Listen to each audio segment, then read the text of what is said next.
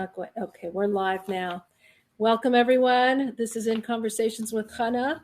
I'm Chana Weisberg, editor of thejewishwoman.org. I am here joined with I don't even know how to describe you, Eliza, just such a heroic, stupendous individual. Eliza Silberstein is Shlucha to, and I'm going to mispronounce it, Chernigov, Ukraine? Chernigov, Ukraine. She is on the forefront. Chernigov. Well, that's close. Okay.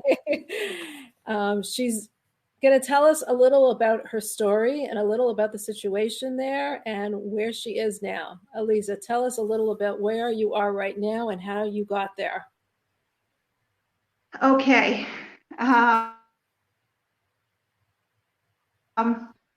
We've been on Shluchas in Chernigov for 12 years. We have a special community. Warm people, really nice, really open to Judaism. We have a preschool, a Hebrew school, women's classes, men's classes, youth programs. It's a thriving Jewish community. Prayers, Shabbat morning. I don't know where you want me to start here. That's amazing. Well, where are you right now? Like, are you there right now? I'm sorry? Where are you right now? Okay. Right now I am in Romania. Right now I'm in Romania. I hope my internet is okay. In Romania, in a city called, I forgot the name of it. I will have to look it up. It's right after the border. And I've been traveling for over 50 hours. Unbelievable. I wanted to give our readers a little perspective. Tuesday, Eliza, I just want to share, like I was saying to Eliza that I wanted to interview her, and I don't know how you're so accommodating after traveling for 50 hours with your kids. And she's like, sure, no problem. And then I'm like, okay, do you have a computer to log into? And she's like, we left with the clothes on our back. Like, I don't think I can even fathom the situation that you're in. I don't think any of us could fathom, as much as we're watching and reading and praying for you all. It's like hard to even fathom the situation. So I'm sorry. Go ahead, Eliza. Yeah, well, it escalated really quickly. I mean, I know that American embassy told everyone to leave. They said it's going to be bad, but we didn't really believe it. In Ukraine, they said it wouldn't be bad. I kept saying, well, who parks tanks at the border and says they're going to start a war? You just start a war, right? You don't have tank parking. He's just, playing to get everything, And we did stock up. My husband said, let's stock up on everything. Make sure you have all your documents. We had an emergency suitcase with all our passports and all our important papers in it and some cash. We had that ready to go. We stocked up on food. We bought a generator. We knew things were happening, but we figured, honestly, we thought Russia would come in. They would walk through, and in a day we would be part of Russia, and that would be it. So we stocked up, and everybody in the community was like, yeah, people are talking. It's going to be fine. Last Thursday morning, oh my goodness, I can't believe it was just a week ago. Somebody called me and said, did you hear that siren? Oh, I was sleeping. And that was it. The war had begun. And there was a lot of panic. And we said, no, it's okay. God is running the show. It's okay. Thursday afternoon, they were already telling us, now you have to go down. I think 3 o'clock in the afternoon, they said there's going to be bombings. You have to go down, shootings. You have to go down to a safe room. So we're lucky because we have a private house, which a lot of people don't have. And so we had a basement, which it's not a proper shelter. Proper shelter is supposed to have be reinforced by metal. But it's a pretty decent shelter. So we all went down there, and it was fun for like an hour. After 3, 4, 5 hours, it wasn't so fun anymore. And then we realized we had to sleep down there because there were blasts periodically. Wow. So who was down there with you? So I went down with my family. I have 10 children. So one of them is in school in yeshiva in Dnipro, Ukraine, which is the other end of Ukraine, and the rest of them are at home. So 9 of my children, my husband and I, we have a local couple in the community. They came with their 2 children, one of whom was 5 weeks old, and another man in the community. And so I brought down, blankets and stuff quickly. I didn't want to be upstairs a long time because, sure, boobs. Wow. And that was it. Now we were in the basement, and we thought, okay, in the morning we'll be going upstairs. And sure enough, in the morning it was quiet for a few hours, and we went upstairs. And then again, after a few hours, we started hearing more of these booms. So back down to the basement. And then we noticed that it was getting more intense. Every day, we were spending more and more time in the basement, and the booms were getting more frequent and louder. And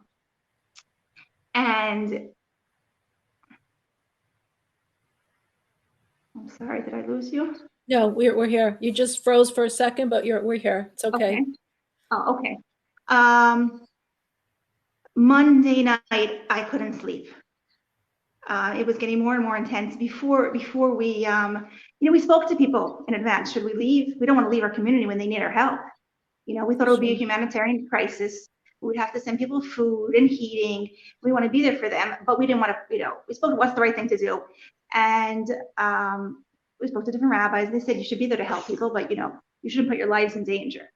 And by Monday, I started thinking, this is dangerous. Monday night, I couldn't sleep, and I talked to my husband. We said, if we have a way to get out, we're getting out. But at this point, we were nervous. Chernihiv is on the border, in between the Belarusian border and Kiev. And they closed up the city. I'm sure you read about that. There's a siege, and we said that we can't even get out now if we wanted to. Tuesday, we couldn't go upstairs at all. I would run upstairs and quickly put a load in the laundry, or one day I made my kids smoothies. I would go up, I didn't know how long I'm gonna get. Grab my most important thing, a shower. Meanwhile, my kids hadn't bathed since Wednesday. And at one point in time, my husband said he really wanted to go to the synagogue. We had about 35 people camping out in the synagogue basement, which at that point was cold, but it was a shelter, which many people don't have. He said, "What do you think?" I don't say. I mean, it was dangerous to be on the streets. He said, "Okay, well, he's going to call someone else." He called another rabbi in Ukraine who said, "It's dangerous. I don't want to tell you, but I'm doing it." So he called a different rabbi out of Ukraine. He said, "I think, it's dangerous, but I think, you're doing a mitzvah." So off he went. And a little while later, he sent me a message. How were you feeling? Well, I was nervous. He wasn't home. I wanted to be back there, but again, I really felt, we're doing a mitzvah, we'll be okay. My baby in arms here. And he, a little while later, he sent me a message. He said, actually, we can get out of the city. He just found out we can't get out. Pack up. So that was it. What do you pack? What do you pack? I knew I had already my documents. I realized I did not have my ketubah, my marriage certificate. I ran upstairs to get it while I was there. I grabbed my wedding ring. Threw clothes into 2 suitcases that I happened to have in the basement, the clothes. I had my daughter grab food because I knew that people who had been leaving were very, very long journeys. And I had all my kids with me. Diapers and wipes, and that's it. Wow. That's it. You grab your suitcases and you leave. Wow. I have twin babies, so I got my double stroller in. I didn't get a stroller for my 2-year-old. It didn't fit in the car.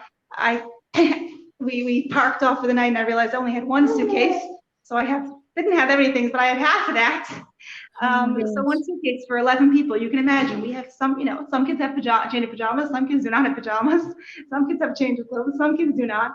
And we were just so thankful to get out. And actually, we were amazed because we didn't realize that Chernihiv was such a hot spot. You hear that on the Ukrainian news. I don't know if you hear that so much on the American news. We didn't know that it was one of the big hotspots. And I had been talking to other shluchot, and they were saying, "Oh, we hear a siren." I was thinking, who hears a siren? It's just all day booms. Booms. Oh my gosh. And some quite loud. Right. Wow. So we got out of the city. So what was the journey like? Like, how did you get out? You drove out? We drove, and the miracle here is divine providence is we never had a car, and just this past summer we bought a car. Wow. So because we wouldn't have been able to arrange a car, drivers don't want to travel. It's dangerous to get out. So we ran into our van. So with your 9 kids, you're in your van and you're just driving out of the city. Right. We went with this other couple. They actually took 2 of our kids in their car because we didn't have enough space. Wow. And we drove out of the city, and there were lots of military checkpoints. But it was smooth. Each time we showed our passports, we said we're foreign citizens, and they said okay, and we kept driving, and we were amazed that as we drove, the explosions were quieter. I said, wow, it's not the whole Ukraine. This is a hotspot. Chernihiv is really a hotspot. We hadn't realized that. And we we we we were hoping to make it to Belarus. We were told that was the best border for us to go to, ironically enough. Um, and it's pretty close to us, and we were going to go to that border. But we couldn't obviously go to the one right near us, or about an hour away, because that's really where the tanks are coming into. Right. So we had to go around through Kiev, and as we started going, it was getting later. And we were running into an issue. There's a curfew, and you can only be out till 8 p.m. And that's it. I guess you have to park at the side of the road, which is really not a safe thing to do. And we had raced that as fast as we could, but it was getting late. So we realized we weren't making. You weren't making, sorry? And we were literally looking to where can we just get to spend the night, and we ended up in a campsite. There we are, tired baby. She's been traveling for a long time. Yeah, I can We ended up in a campsite right outside Kiev, about 20 minutes from Kiev. There's a shliach who runs this Jewish campsite, and this was the miracle because he has been arranging groups and groups of people to leave. He had armed transports, a police car goes in front, and van and buses and a bunch of cars. So it was a much safer way to travel. So we joined this caravan of people going out, and the next day, and that was it. We drove and drove and drove, and it's a long time to drive. I know the roads, or somewhat. I know where we're going, and I know it should take 5 hours, but the first 26 kilometers, what is it? Something like 20 miles. That took us an hour and a half. There's lots of traffic. There's lots of military checkpoints. Although again, the most military checkpoints we saw was from Chernihiv. That we had about 30, 40 the first day going through. A lot of military checkpoints, and sometimes lots of traffic. Sometimes we ran into roads and the soldier said, "No, sorry, turn around. You're reaching the front lines here. You can't go that way." Wow. So we drove and drove and drove and drove. And then eventually we got close to the border. Thank God. And honestly, the farther we got closer to the border, the safer I felt. And that was it. We waited for a while and we got through the border. And then we went to Moldova. You don't look the best place to go, the most convenient place. You look for the safest route out. Absolutely. So we got to Moldova, and then from Moldova, which Moldova really doesn't have international flights, we were planning to go to Chisinau this morning. And we stopped on the side. We drove a bit, and then we stopped on the side of the road so the drivers could rest a little bit. And then we decided, let's spend some time trying to get people out because the situation's worsening. So that took a few hours. I had all my kids in the back seats, the front seats, jumping around. We really tried. We worked on that for a bunch of hours. And then we decided to drive to Romania.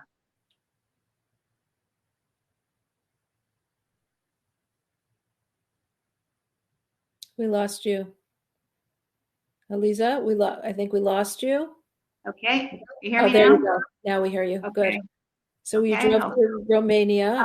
So we drove to Romania, 7-hour wait, and that's it. That's where we're ends now. We're in Romania. There's a little hotel here that someone is. Can you hear me? Yeah, now I hear you.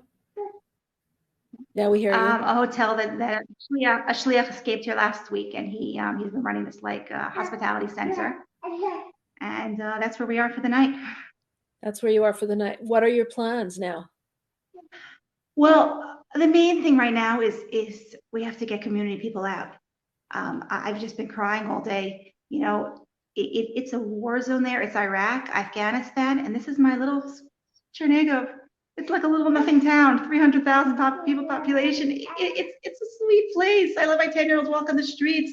The old ladies say hi, and it's a war zone. And we speak to people and the fear in their voices, and they tell us what's going on. And today they had planes flying around, shooting bombs, and the attacks. And I think it was all over the news. They bombed an apartment building, and 30 people died. We have friends who live in that apartment building. They lost their apartment, but they, thank God, are alive. It's just, it's a war. And I knew a war was coming, but I didn't realize it would be. Well, I didn't realize it was lasting so long, and I didn't realize it would target civilians. And honestly, it's not accidental.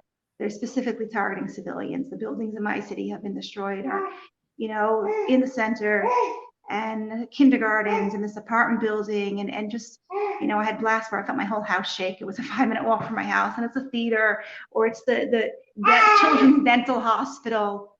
It just, and I just think about these people, hundreds of people who, my friends, my community members who are back there, and I have a hard time breathing. So we've been trying to figure out ways to get them out. It's really not safe to get out of the city. One issue we have is that people don't have cars. Right. Many people don't have cars. Trinidad is a poor city. They use public transportation. So you have to physically get them out, and no drivers are driving out of the city. It's just way too dangerous. And then there's actually people, find it dangerous to go out. And, we're trying to tell people that once you get out, it's okay.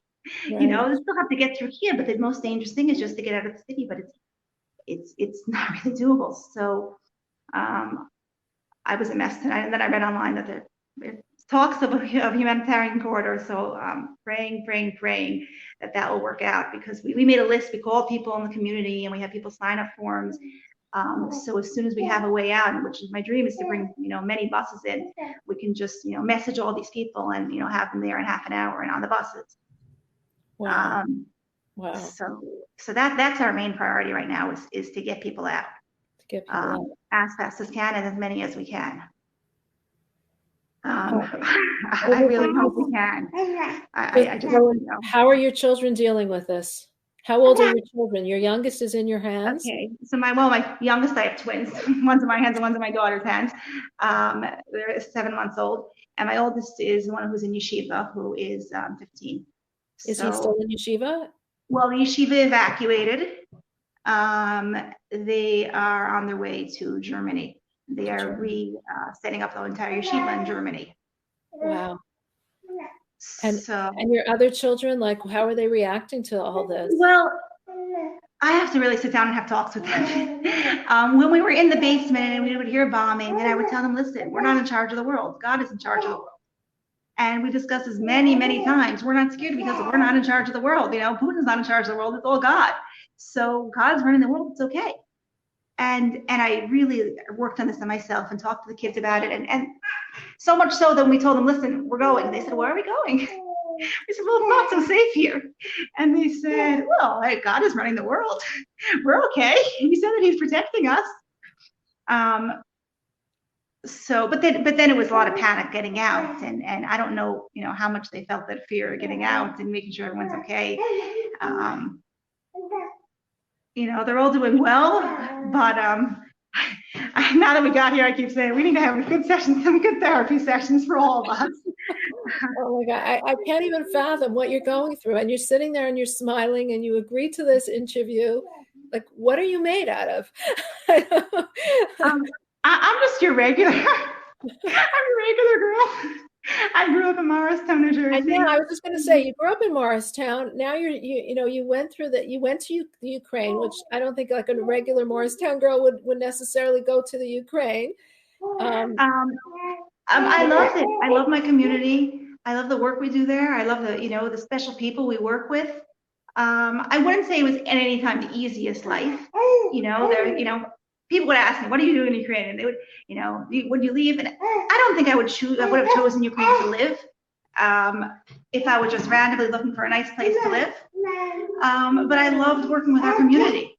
And I was so happy there. I'm so happy. I'm praying maybe one day we'll be able to go back. Who knows? But I am praying for it. We've been building a mikvah, and we're about 2 months from the completion of our mikvah. We're up to tiling. We bought all the tiles and the light fixtures, and what can I say? I hope we'll be able to go back. What do you do when you feel tremendous and overpowering fear? What do you do?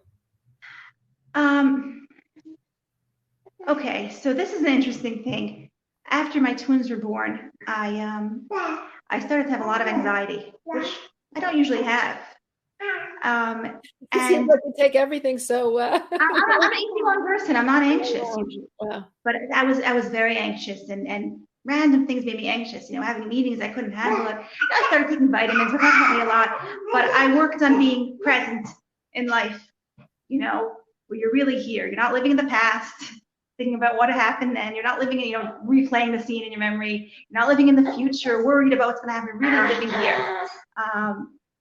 Rabbi Shea Taub has a wonderful talk on it on his site Soul Words that I've been listening to that, and so I'm really working on that, being present and reminding myself that God is running the world. It's okay. He's running the world. He's carrying me. So I think that God gave me that anxiety and those issues so that I could be prepared. Because now when it came time to really have what to worry about, I was calm. I was really calm. Maybe he gave me special energies because once we got here and we parked our van, all of a sudden I felt such pressure. And I had been talking to my friends. I thought such an interesting thing in this day and age that we can be fleeing and have internet access. So I've been chatting with my friends on our trip, and they said, "Are you nervous? What's going on?" I said, "We're making jokes here. We're having fun." I see you're smiling. And I think it was just a gift. But I think as soon as we got here, I got, oh my gosh, a pit in my stomach, and was that crazy? And oh my goodness, and what were we thinking? And I mean, I wish we would have known, got everyone out a week ago. I'm praying that we can get everyone out. That's the main thing. But I really feel this is the muscle I had to work on, and I think it's doable for anyone. That we just need to this faith in God, to keep reminding ourselves that God is running the show, and it's okay. He's taking care of us. And I think that can apply to, little things in our lives. And I don't want to invalidate little things. Like, I don't think people should be saying, "Oh my gosh, she's going through a war, and why is it so hard for me to, I don't know, pick tiles for my whatever, or figure out what I'm going to buy," because those are things that people are going through. And it's okay. I saw that when I went through my anxiety, I got panicked about silly things, and that's normal. And I think these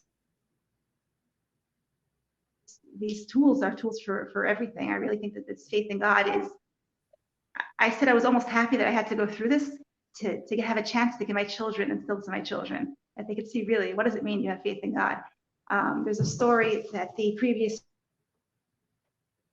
Rebbe, when he was in Warsaw during the bombings, when the Nazis took over, and at one point he was sitting in a basement while bombs were flying around him. And there were other people around, and they kept hearing booms and hearing the noises whizzing around and the explosions afterwards, and people were scared. And he said, "No, you don't need to be scared." He said, "Every bomb has its address, and you're not the address." And I told this to my kids many, many times. I will admit that as it got on and as it got more intense and the explosions were louder, it took more of me to say it. I had tears in my eyes as I was saying these things, but I was able to say it, and I think it's a really valuable tool for everyone to remember, to have, that God is running the show. He really is, and I'm reminding that about the people who are left. He's going to help us get them out. He's running the show. Wow.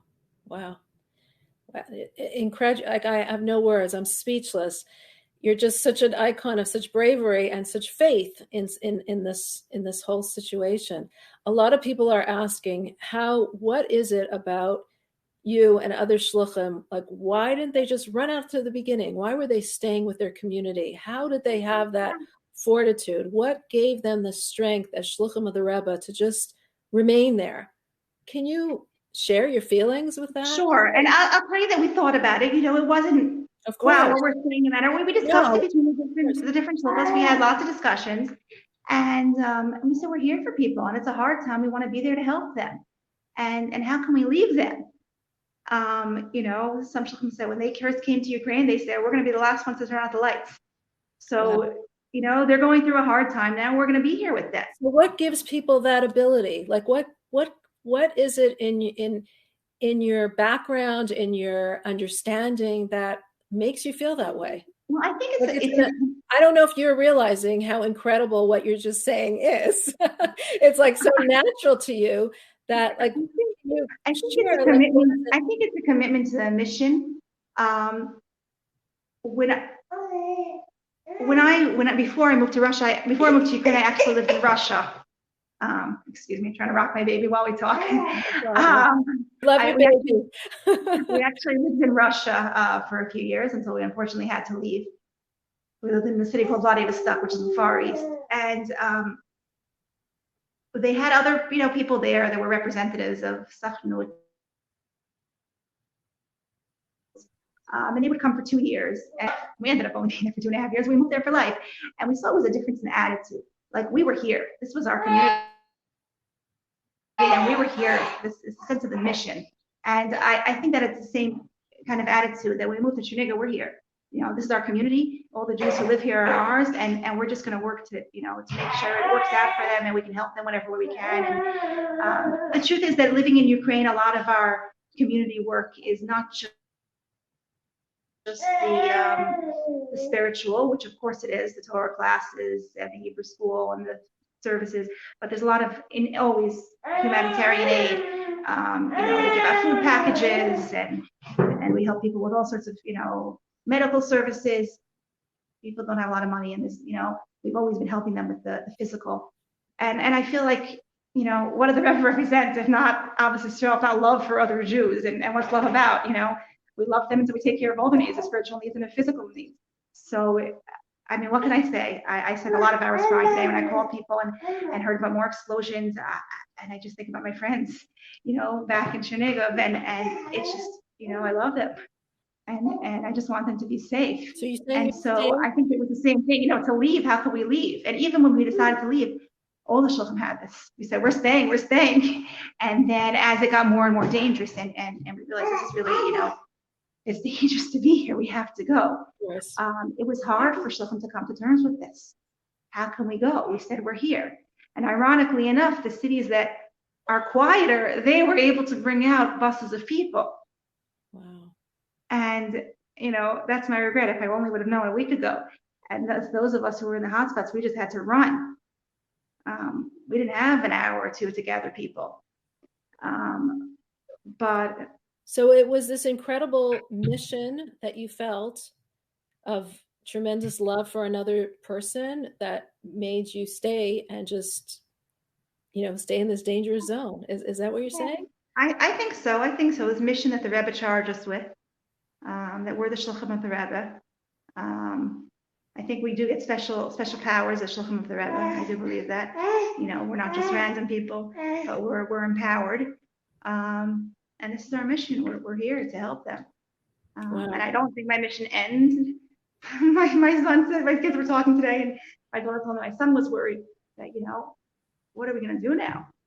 What are we going to do if we have no more community in Geneva? We said, well, right now we still have our shluchos. We still have our mission. Right now we're going to save people. And we said, we'll deal with what comes next. But, these are our people that we're going to take care of. Incredible. Wow. Just incredible. Is there anything that you want people to be doing for the Ukraine? Yes. My main thing would be to ask people to pray, really to pray. As we started leaving, I asked my husband, I said, do you think it's safe if I tell people we're leaving now? I want to ask them to pray. And he said, yeah, you can tell them. So I sent a note to a group of friends of mine and to my family WhatsApp groups. I said, on our way out, please pray. And someone asked someone else, and that message went viral. And they gave people our names and asked them to pray. And we had thousands of people praying for us. And we had such a smooth journey. We really did. We had each challenge. And at first, we thought we were supposed to go to Belarus. We thought we were supposed to go somewhere else. We had to be turning around. And then we saw that was because God wanted us to get to where we could have this convoy out. And really, the journey went so smoothly. It was very long, but there weren't issues. And I really felt like that was, the protection of all the prayers, thousands of people across the world. And there are so many Jews still left in Ukraine. I have my friends in Chernihiv, but all over the place, Ukraine has so many Jews, and there's so many people who didn't get out yet, or who can't get out at all. And just if people would pray, that would, I really think the power of that to protect these people, help them get out whoever can and protect whoever can. And the other thing is that there are fundraisers. A lot of money is needed. Evacuations are a fortune, resettlements. Originally, we said, well, we're going to need a lot for humanitarian aid because, people were telling us they have no food, you can't get food in. But then once the situation got so dire, we're not even talking about food anymore for people or medicines. But now we're just getting them out and then resettling, And we came out with the clothes on our back. So I see, I need to buy my whole new wardrobe for my family besides for figuring other things out. But, I had a house full of everything. And It's protective because we know that's not important. Our lives are important.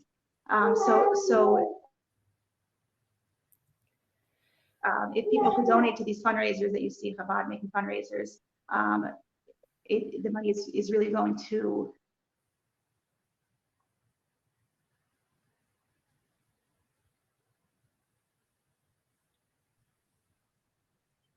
Oh, sorry about that. We lost you for a second. Me now? Yeah, now we hear you. Can you hear me? Yes, now we hear you. Not yet. So you're saying the fundraiser, which I think you can go to Chabad.org /. Here I am sitting in this hotel corridor and hoping there was. Sorry? I'm sorry, I missed that. That was a link where you can donate. Right, Chabad.org /Ukraine, and you should find all the the news on the Ukraine and the relief efforts and so forth that are being done. Another thing I want to say is that it's been really touching to have people reach out to us from all over the world. I've been getting WhatsApp messages and Facebook messages and just people saying, we're thinking about you, we care for you, people I've never met, or people I haven't been in touch with in 30 years. And it's really touching to feel the concern for everyone for this is what we're talking about, love for other people, for other Jews, and here they are. They never met these people, don't know them, don't speak the same language, and we're so concerned for them. And my personal feeling is that's the right thing to do. That's our attitude. To war is just to give more love and care and unity, and here we are showing it, and it's so beautiful and so powerful. And again, those are the things we really can do, to pray or to do extra mitzvot. Tomorrow women can light Shabbat candles and have in mind all these Jews who are still stuck in Ukraine, who are trying to get out. I have friends who are, as we speak, driving through the roads, and other shluchim driving through Ukrainian roads and trying to get out, and I hope they do it safely. I have all these friends who are stuck. They don't have normal bomb shelters. Some of them are in cold basements. Some of them live in apartment buildings and they're huddled in these tiny basements with a bunch of neighbors, rats and mice. Some are in bomb shelters with 1,000 other people, and they go out when the air raid stops because you can't stay there so long, but it's really not safe. Some people just say, I'm going to stay in my apartment. It's not safe. The one at my guard in my house, he said, you can't guard your house anymore. I got to go home. We said, but our house is a lot safer. He said, yeah, but if I'm going to die, I want to die in my own home. Oh my gosh. We have a lot of people like that. They say, I'm just staying home. It's just too much for me. Wow. So if people, when you light Shabbat candles tomorrow, just keep in mind all these people who, for their safety, if they can't get out, they should be able to get out. Wow. Incredible. Lisa, you started off in Morristown, New Jersey. You went off to the Ukraine, and now you were a shlucha in Russia and Ukraine, and now you went through this war-torn situation, and you are a refugee from this whole Ukraine war. How do you feel? How do you feel about how you've evolved? Saying that we're refugees, we keep laughing at ourselves. We keep saying we're refugees, and we are. My kids say, I really want my pajamas. I don't have your pajamas for you. You'll sleep in your clothes. And I keep telling them, when we get to a normal place, they'll buy you new clothes. They're picking it out. I want both pajamas. We are refugees. And I can say that I'm proud. I don't know where life's going to lead me after this. And I really hope I can get back. I don't want to think there yet, but I'm proud. I made this decision that I wanted to spend my life helping other people, and that's what I've been doing. I never imagined in my wildest dreams that I would live through a war. Wow. We spent a week in my basement, and we were squashed, 16 of us in there. We had wall-to-wall mattresses in one tiny room, 2 to 3 kids to a mattress. And it's the basement. We had a few small windows in one of the rooms there, but we covered them up with sandbags. So literally we had no idea, day or night. We didn't have fresh air. we didn't have any bathrooms in the basement, so we had a little porta potty. But not everyone was excited about using that, so we wait for a lull in the booms and explosions, and then quickly run upstairs to the bathroom and run right back down. Wow. But I are people still living it? I don't know. So many people are still living it. I think that things happen to you in life, and you don't.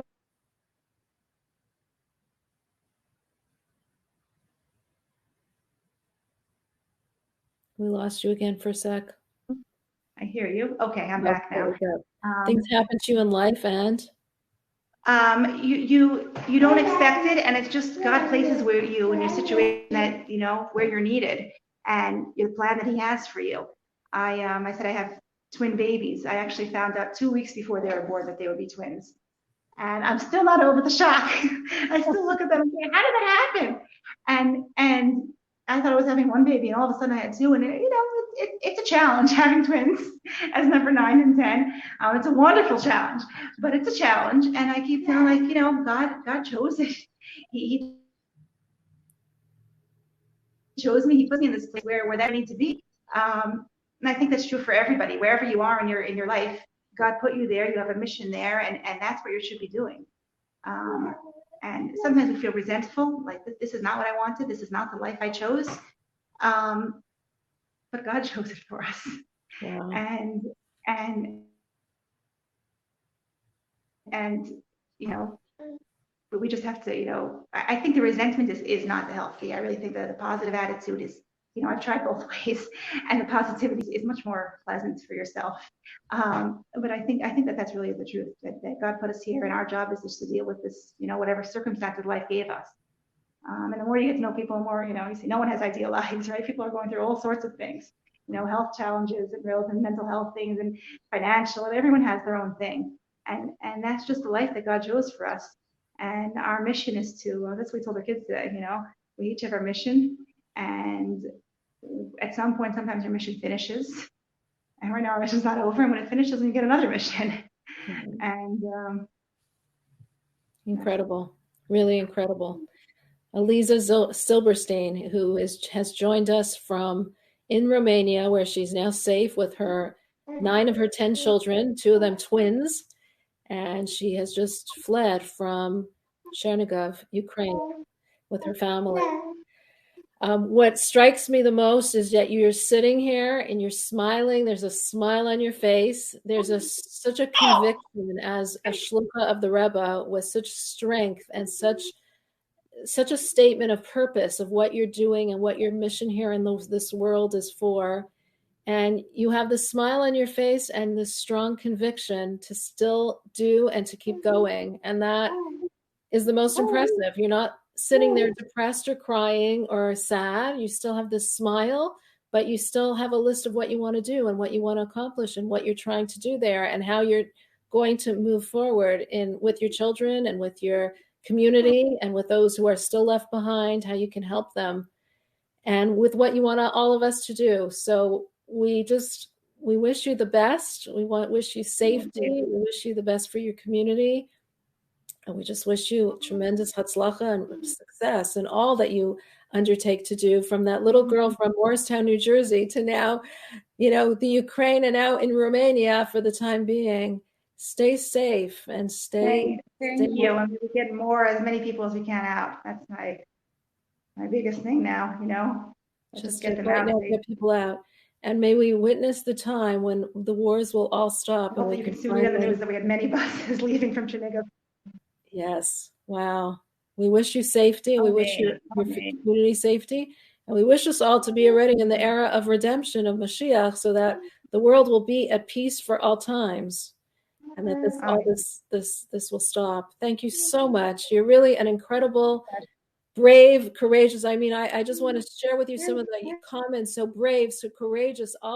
We're all praying for you. We're praying for your family. We're praying for your safety. And we just thank you so much for taking the time with your adorable little daughter, with your daughter there, to spend this time with us. And I hope things will settle down very quickly for you, and this war will end, and you wish you safety and wish your community safety. Thank you so much for joining us. Thank you for your bravery. Thank you for all that you're doing. And may it all stop. May we all have the safety that we all pray for. Amen. Thank you. Amen. Thank you so much for joining us, Eliza. It means so much to us.